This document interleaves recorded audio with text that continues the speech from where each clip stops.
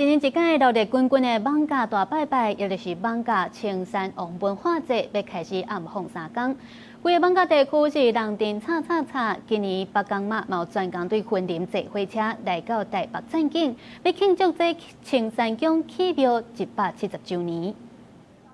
再次用我们最响亮掌声，恭请临安尊王出庙。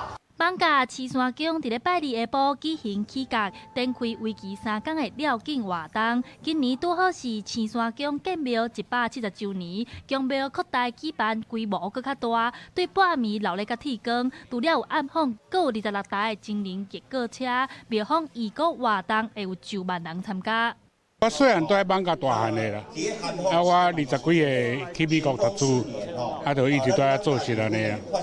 因为我想说已经60几岁了，很久没有看到艋舺大拜拜。今年妈祖嘛来，北港妈祖来，所以你特别来看的哦。我逐年拢有来看。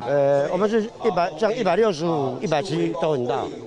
平常就没那么大。青山宫这届特别公车北港妈来到青山宫参加廖景，庙方讲北港妈和青山王2人已经结缘90冬。在1935年的时，2尊神明就捌伫咧艋舺廖景。更较特别的是，当时妈祖是坐火车来到台北的，今年也开放这个传统。为了要庆祝170周年，当然伊伫咧事前有真侪相关的活动，包括着讲顶礼拜呢，这个北港妈祖坐火车来到艋舺，和这个青山王联合绕境，这93年前都已经有这个代志啊，所以今年特别恢复，搁专工坐火车。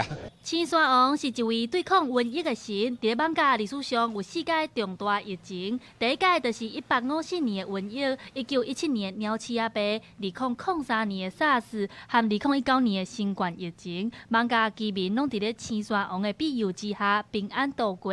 这届青山宫建庙170冬，信众也用虔诚的心望青山王会当继续守护艋舺。记者陈亚轩、曾俊佑台北报道。